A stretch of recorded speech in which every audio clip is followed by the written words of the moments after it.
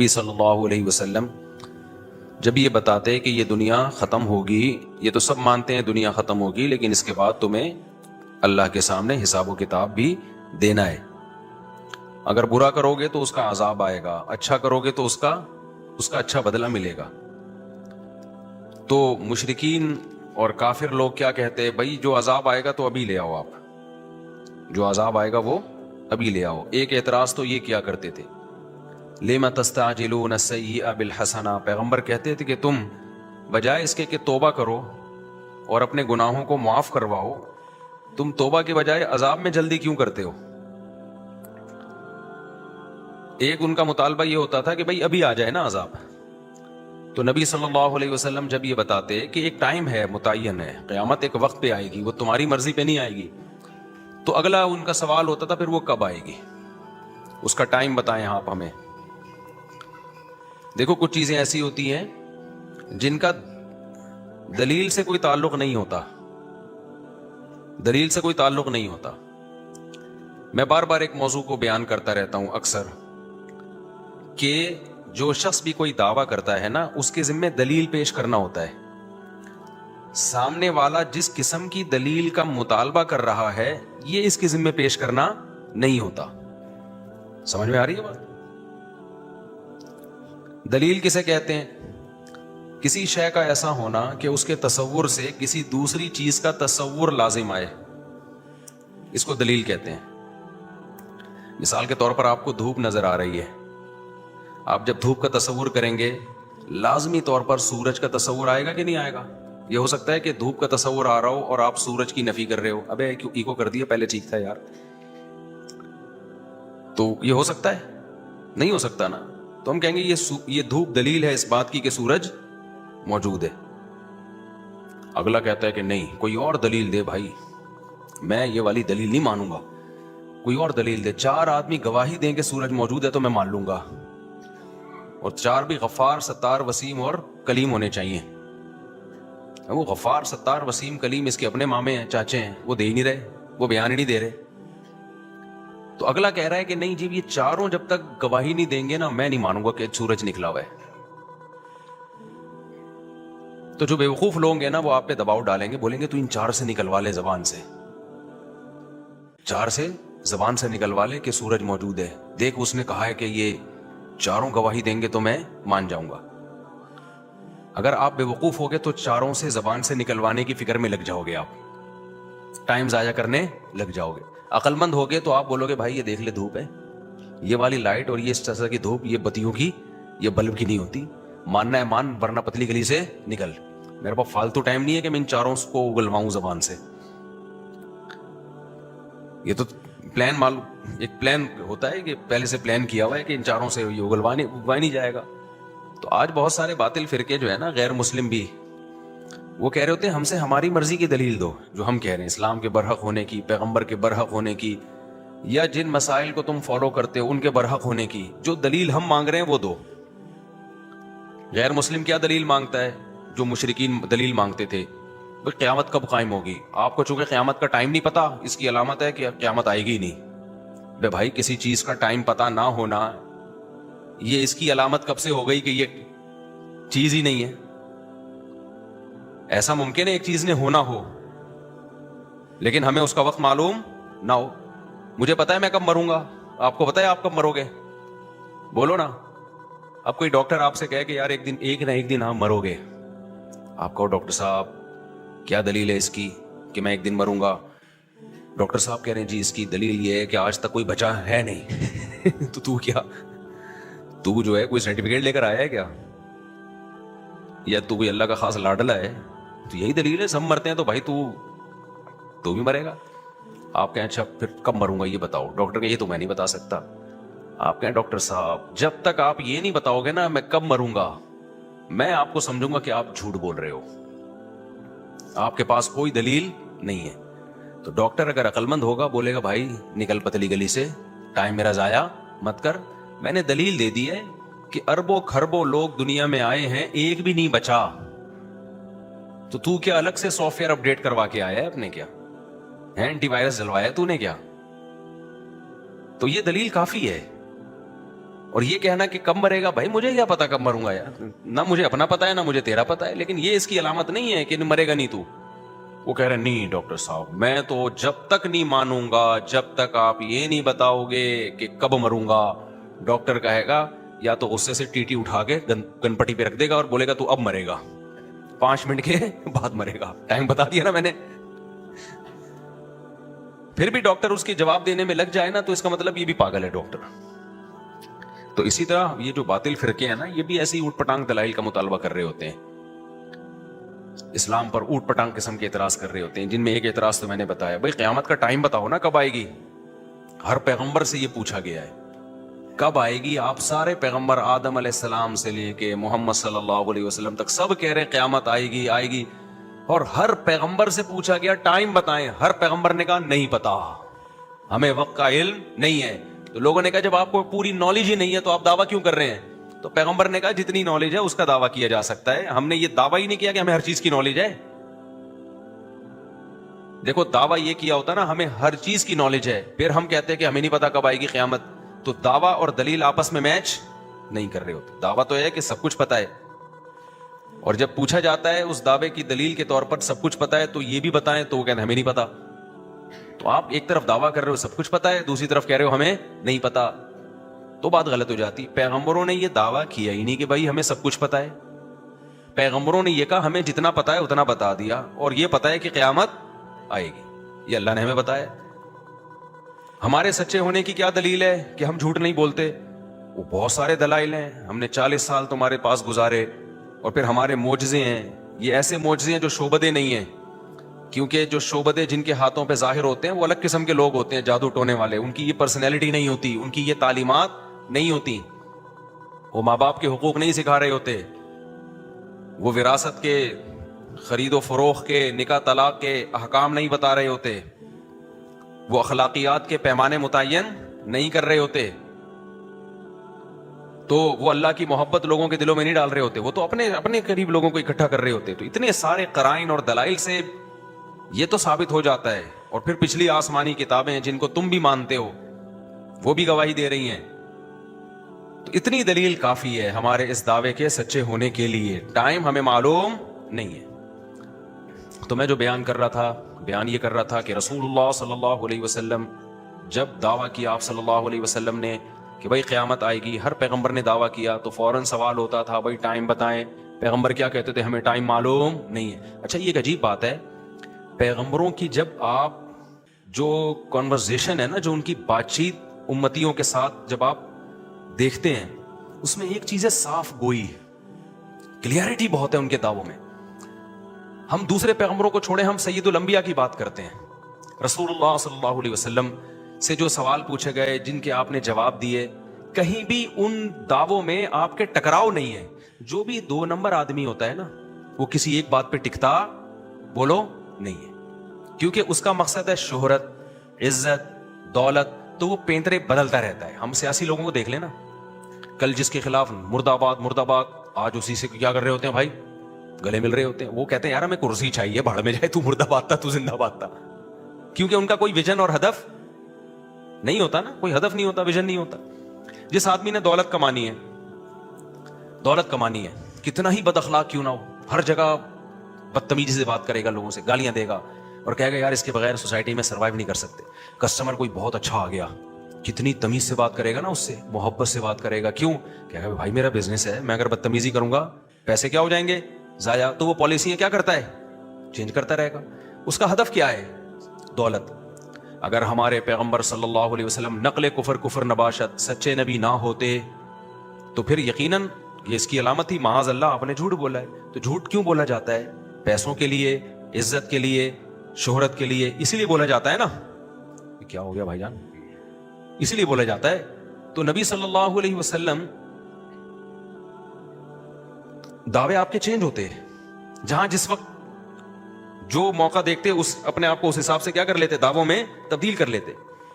پہلے دن سے آپ نے جو دعویٰ کیا نا، موت تک آپ صلی اللہ علیہ وسلم اس دعوے پر قائم رہے۔ ذرا بھی اسٹریٹجی تو چینج ہوئی ہے، طریقہ کار تو چینج ہوا ہے، وہ تو کامیاب انسان کی علامت ہوتی ہے۔ سوسائٹی زمانے کے لحاظ سے طریقہ کار کو کیا کرے؟ चेंज करे, जहां जंग करनी है जंग की जाए, जहां सुलह करनी है वहां सुलह की जाए, जहां माफ करना है माफ किया जाए, जहां इंतकाम लेना है इंतकाम लिया जाए। दावा एक हर्फ भी आपका शुरू से आखिर तक चेंज नहीं हुआ। आपने दावा क्या किया? एक अल्लाह की इबादत करो, अल्लाह के सिवा कोई इबादत के लायक नहीं है। तुम मर के खत्म नहीं हो जाते, बल्कि मौत के बाद दोबारा जिंदगी है। मुशरिकीन ने बार बार कहा भाई आप ये कर लें, आप ये कर लें। फरमाया इन्नमा अना बशरुम मिस्लुकुम, मैं तुम्हारी तरह का इंसान हूं। ये जो आपका दावा था ना, मैं तुम्हारी तरह का इंसान हूं, ये जब कोई 2 नंबर लोग इस तरह के दावे करते हैं ना, भाई मैं तो एक्चुअली आप जैसा हूं बस, जब उनको इज्जत शोहरत मिलती है ना, तो ये दावा क्या होता है, फिर आहिस्ता आहिस्ता उनका चेंज होता है। वो फौरन कहते हैं भाई असल में वो तो मैंने कह दिया था मैं आपकी तरह का इंसान हूं, लेकिन ऐसा है नहीं, मैं बहुत ही कोई अलग सी चीज हूं। क्योंकि जब देखते हैं ना लोग आना शुरू हो गए, तो फिर अलग किस्म के दावे उसके शुरू, मुझे साथ ये भी होता है, मुझे यूं भी नजर आता है, मुझे ऐसे भी नजर आता है, मैं यूं भी कर सकता हूं, मैं ये भी कर सकता हूं। हमारे पैगंबर पहले दिन से जिस दावे पर रहे वो था अना इन्नमा अना बशरुम मिस्लुकुम, मैं सिर्फ तुम्हारी तरह का इंसान हूं, तो मेरे पास कोई ताकत नहीं है।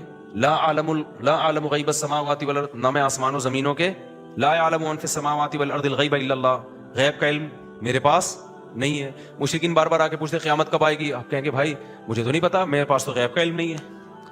अगर मेरे पास गैब का इल्म होता तो मुझे मां मस्सनी यसू, कभी कोई मुसीबत ही नहीं आती। मैं तो भाई मुसीबतें भी आती हैं, मुझे तो मुसीबतें भी आती हैं, मुझे तो खुशियां भी आती हैं, मैं खुशियों पे खुश होता हूं, मुसीबतों पे गमज़दा। अगर मेरे पास इख्तियारात होते या मैं जो है गैब का इल्म होता तो मुझे पता चल जाता कल मुझे ये मुसीबत आने वाली है, तो पहले से बचने का मैं इंतजाम कर लेता। कैसी अपनी पोजीशन बिल्कुल जो पहले दिन थी आखिरी दिन भी वही रखी, भाई मैं अपनी तरफ नहीं बुला रहा, मैं तुम्हारी तरह का इंसान हूं। यहां तक के बाज़ हदीसें तो ऐसी तवाज़ो वाली मिलती हैं, ऐसी तवाज़ो वाली।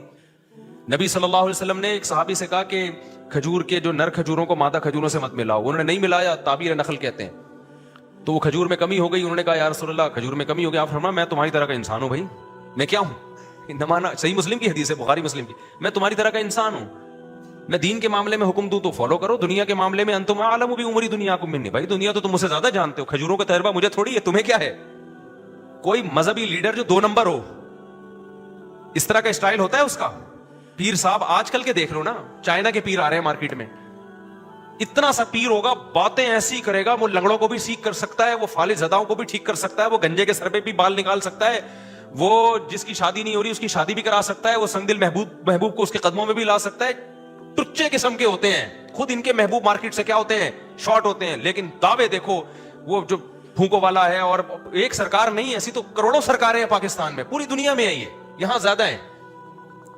जरा से 4 आदमियों ने इज्जत देना शुरू कर दी तो पीर साहब का स्टाइल क्या हो गया, चेंज हो गया। मुझे घर में बुलाओ, मैं फूंक मारूंगा, वहां से जिन चुड़ैल भूत क्या हो जाएंगे, भाग जाएंगे। पीर साहब की दुआ है, हमारे सर पे हाथ है जिसकी वजह से बिगड़ी बनती चीज। हमारे पैगंबर का पहले और आखिरी दिन भी, हालांकि आपको खुदा की कसम जो इज्जत मिली है ना, नबी के ऑर्डर पे गर्दनें कटवाई हैं सहाबा ने। हजरत साद ने तकरीर की, या रसूलल्लाह बनी इसराइल की तरह नहीं है कि जिन्होंने कह दिया था इज़हब अंता व रब्बुका फकातिला, जाओ आप और आपका रब जाके लड़े, हम यहीं बैठे। ना ना, आप आग में छलांग लगाने का कहोगे, आग में छलांग लगा देंगे हम। ऐसे फॉलोवर्स दुनिया में किसी को नहीं मिले। और फिर मोजज़े भी देख रहे हैं। आप सल्लल्लाहु अलैहि वसल्लम ने पानी में उंगलियां डाली, उंगली मुबारक, और पानी का चश्मा फूट गया, ये मोजज़े भी देख रहे हैं। इसके बावजूद भी आप कह रहे हैं ये कौन कर रहा है, भाई अल्लाह कर रहा है। इन्नमा अना बशरुम मिस्लुकुम, मेरे पास इख्तियारात नहीं है, मैं कुछ नहीं कर सकता। आज किसी के हाथ पे कोई ऐसी करामत जाहिर हो जाए तो पीर साहब की तो टून क्या हो जाएगी, चेंज। पीर साहब कहेंगे मैं बोल नहीं रहा था। एक पीर साहब का कोई मुरीद ने ख्वाब देखा, पीर साहब को कहा हजरत आज बहुत अजीब ख्वाब देखा आपके बारे में। पीर साहब ने कहा बता भाई। कह रहे मैंने देखा कि आपकी उंगलियां जो है ना शहद में और मेरी उंगलियां गंदगी में। वो गंदगी का नाम लेते हुए मुझे वो घिन आ रही है, वो पूरा नाम, जब मस्जिद के बाहर किसी को सुनाओगे पूरा नाम लेके सुनाना, उसके बगैर कीचड़ तो बहुत हल्की चीज है भाई, उसमें गंदगी में समझ लो। तो पीर साहब ने कहा देखा, यही तो फर्क है तुम में और मुझ में, मेरी उंगलियां शहद में, तुम्हारी उंगलियां गंद में, गोबर में। तो कहते हैं ख्वाब कंप्लीट नहीं हुआ है अभी, इसको कंप्लीट होने दें। काइंडली ख्वाब को क्या होने दें आप, कंप्लीट।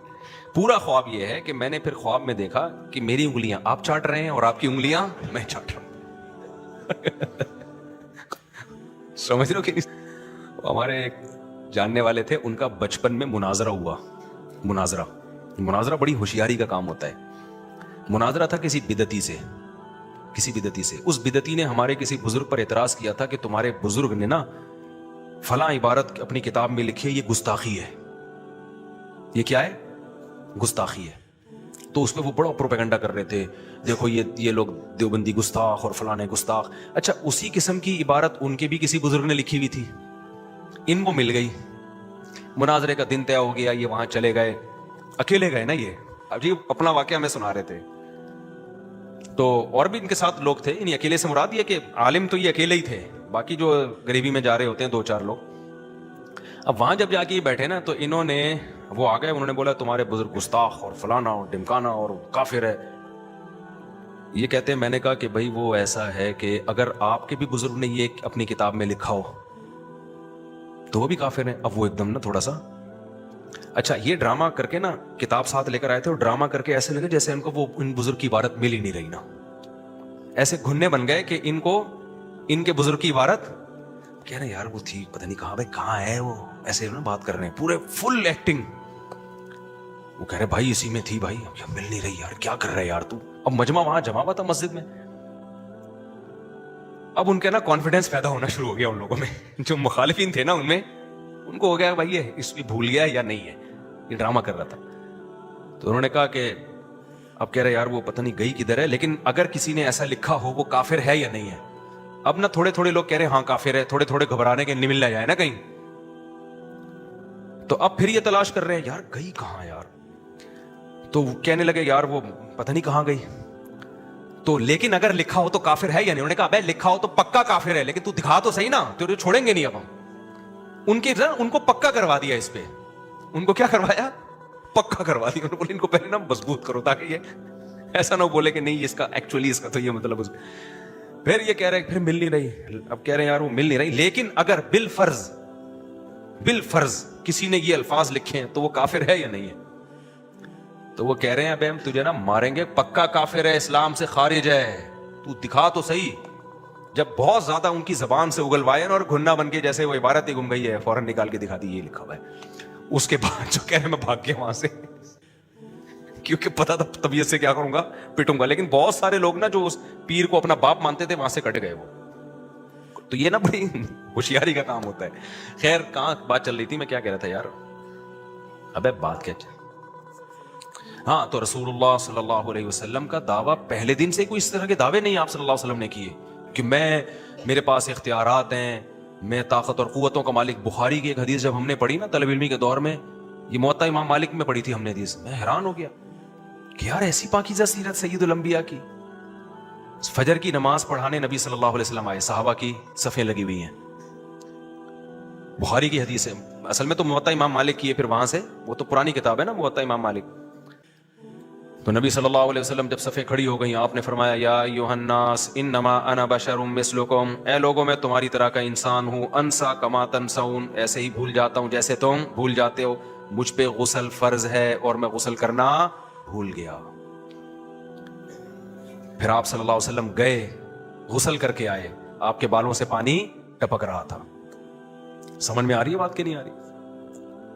تو جو ظرف کے چھوٹے ہوتے ہیں نا وہ بدگمان ہو جائیں گے ایسے موقع پہ, یار یہ سید الانبیاء ہیں, پیغمبر ہیں, اور غسل کرنا بھول گئے ہیں. بھائی فرض غسل جو جنابت کا غسل ہوتا ہے, ایسا ہی ہوگا کہ نہیں. آج کوئی پیر یہ کام کر لے, بہت بڑے بزرگ ہیں جی, لنگڑوں کو سیٹ کر رہے ہیں, گردوں کی پتھری نکال رہے ہیں, اور مسلح پہ آ گئے یاد, ابے یار رات بیگم سے مباشرت ہوئی تھی یا نائٹ فال ہوا تھا, اور جو ہے ابے میں تو غسل ہی بھول گیا ہوں. میں کہتا ہوں مریدین پکڑ کے کوٹ کے بولیں گے تو گنجوں کے سر پہ بال نکال رہا ہے, پتھریاں نکال رہا ہے, اور تجھے اتنے شعور نہیں ہے کہ تو غسل کرنا بھول گیا. یہ حال ہوگا کہ نہیں ہوگا؟ تو جاہلوں کو جاہل ملتے ہیں, لیکن ایک نمبر لوگوں کو ایک نمبر ملتے ہیں. پیچھے ابو بکر, عمر اور ایسے لوگ تھے صف میں, وہ لوگ تھے, وہ نبی سے بدگمان نہیں ہوئے. یہی نبی کی خوبصورتی ہے. بھائی دعوے میں کلیئرٹی ہے. ہم نے کب دعویٰ کیا کہ ہم کوئی فرشتے ہیں یا ہم کوئی کیا ہیں؟ ہم ویسے جو ہے نا ہمیں کوئی بھولتے ہی نہیں. ہم تو بھائی تمہاری طرح کے انسان ہیں. پہلے دن سے اپنے آپ کو انسان کہا, اور انسان بھی انما انا بشر مثلکم, تمہاری طرح کا انسان. ایسا نہ لوگ سمجھیں کہ انسانوں کی بھی دو قسمیں ہیں, پیغمبر الگ ٹائپ کے ہوتے ہیں اور عام لوگ الگ. بھائی میڈیکلی فزیکلی میں انسان ہوں, روٹی پانی کا محتاج ہوں, مجھے نکاح کی بھی ضرورت ہے, اولاد کی بھی ضرورت ہے. آپ کے جب بیٹے کا انتقال ہوا, آپ کی آنکھوں سے آنسو جاری ہوئے, میں غمزدہ ہوتا ہوں, اور مجھے مصیبتیں بھی پہنچتی ہیں, خوشیاں بھی پہنچتی ہیں. یہ ساری چیزیں جو نیچرل ہے. تو یاد رکھو حق پر وہی ہوگا جو پیغمبر کی سیرت پر ہوگا. جو اس ٹریک سے ہٹا نا اور دعوے شروع کر دیے, میں کچھ الگ ہی چیز آیا ہوں مارکیٹ میں, اور بھائی تو پتہ نہیں, تو کوئی مذہبی رہنما نہیں ہو سکتا, تو کوئی جاہل پیر ہو سکتا ہے. نہیں آئی میرا خیال ہے بات سمجھ میں. پھر دیکھو نبی صلی اللہ علیہ وسلم جب مکہ فتح ہو گیا, کتنی عزت ملی آپ صلی اللہ علیہ وسلم کو. پھر تو اور فتوحات کے دروازے کھل گئے. اپنی وفات سے پہلے آپ وصیت کر رہے ہیں, لعن اللہ الیہود والنصارى, اللہ یہود و نصارہ پہ لعنت کرے جنہوں نے اپنے پیغمبروں کی قبروں کو عیدگاہ بنا لیا, میلے ٹھیلوں کی جگہ بنا لیا. میری قبر کے ساتھ ایسا معاملہ نہ کرنا. جو جھوٹے لوگ ہوتے ہیں وہ کہتے ہیں یار بس مروں نا, پتا چلے کیا ہوا ہے, کوئی دنیا سے گیا ہے. قبر پہ ایسا دھمال ہونا چاہیے, فلاں جگہ قبر بنانا بھلے شاہ کی قبر کے قریب, یا عبداللہ شاہ غازی کے لوگ کہہ رہے ہوتے ہیں نا یہ دعوے, عبداللہ شاہ غازی کے قریب بنانا, وہاں عرس ہو, مزہ آئے, وہ پتا چلے وہ بندہ ہے. لوگ چاہتے ہیں ریکارڈ میں ہمارا نام رہے. ہمارے نبی وفات سے پہلے آپ کو جب یقین ہو گیا اب میں دنیا سے جانے والا ہوں, آپ کیا فرما رہے ہیں کہ اللہ یہود و نصارہ پہ لعنت کرے, انہوں نے پیغمبروں کو سجدہ گاہ بنایا, قبروں کو, پیغمبروں کی قبروں کو. تو میری قبر کو سجدہ گاہ نہ, ایسا نہ ہو کہ میری قبروں پہ طواف اور سجدے شروع ہیں. طواف کی جگہ اور سجدے کی جگہ اللہ کا گھر ہے, پیغمبر کا گھر نہیں ہے. نہیں ہے یہ بات میرا خیال ہے. مکہ میں ہے وہ, مدینہ میں بھی نہیں ہے. آپ چاہتے آپ کہہ سکتے تھے کہ بھائی وہ تو تھا, اب وہ کینسل ہو گیا ہے, اب کیا ہے, اب یہاں کرو. صحابہ شروع کر دیتے, نہ نہ نہ. پھر آپ نے فرمایا میری قبر کو عیدگاہ نہ بنانا, میلے ٹھیلے نہ لگے ہوں یہاں پہ. تبھی آپ دیکھیں کہ نبی صلی اللہ علیہ وسلم کی قبر پہ سلام ہم پڑھتے ہیں, فوراً چھڑتا کیا کر دیتا ہے آگے, یہاں ٹھہرنا نہیں ہے, سلام پڑھیں اور نکلے یہاں سے. سمجھ میں آ رہی ہے بات کہ نہیں آ رہی ہے؟ تو اتنی کلیئرٹی بھائی, اتنی دعوے میں سچائی. پھر آپ صلی اللہ علیہ وسلم مشرکین مکہ کے پاس بیٹھے ہوئے ہیں, بڑے بڑے سرداروں کو سمجھا رہے ہیں. ایک نابینا صحابی آئے, غریب مسکین, آپ کو ناگوار گزرا کہ میں اتنی اہم محفل میں ہوں اور یہ غریب مسکین صحابی کیوں آئے. آپ صلی اللہ علیہ وسلم نے چہرے کو پھیر لیا, چہرے پہ ناگواری کے آثار ظاہر ہوئے. اللہ نے آسمان سے آیتیں نازل کی, عبس وتولی ان جاءہ الاعمی, ایک نابینا کے آنے پر آپ کی پیشانی پہ لکیریں کیوں آئیں؟ پھر اللہ نے کیا تنبیہ کی کہ جو ہدایت چاہتے نہیں ہیں آپ, انت لہو تصدی, ان کی ہدایت کے پیاسے ہیں آپ, یہ سردار لوگ. اور جو بیچارہ غریب مسکین آپ کے پاس ہدایت کی خاطر آ رہا ہے, اس سے منہ موڑ رہے ہیں. بتاؤ کسی کے اگینسٹ کوئی اس طرح کی آیتیں آ رہی ہوں, وہ سنائے گا لوگوں کو پڑھ کے؟ ہے بھائی, وہ تو اپنے ہر عمل کی توجیہ کرے گا, میں نے بالکل قوم کے وسیع تر مفاد میں کیا کیا ہے, صحیح کیا ہے بالکل. ہمارے سیاسی لیڈر دیکھو نا, سب کچھ کر رہے ہوتے ہیں کس کے مفاد میں, قوم کے وسیع تر مفاد میں.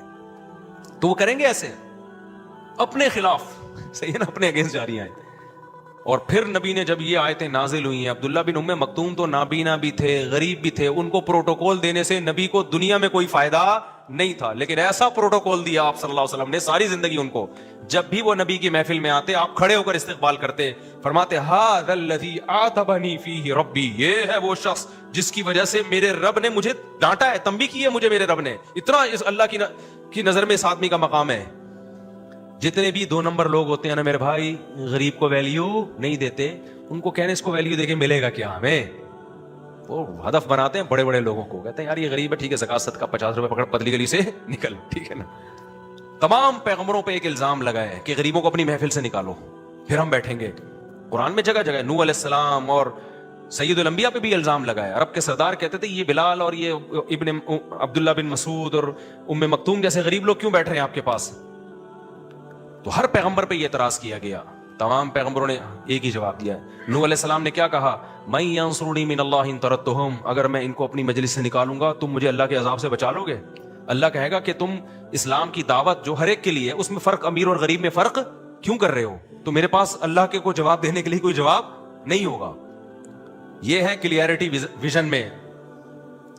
سمجھ میں نہیں آ رہی میرا خیال ہے بات.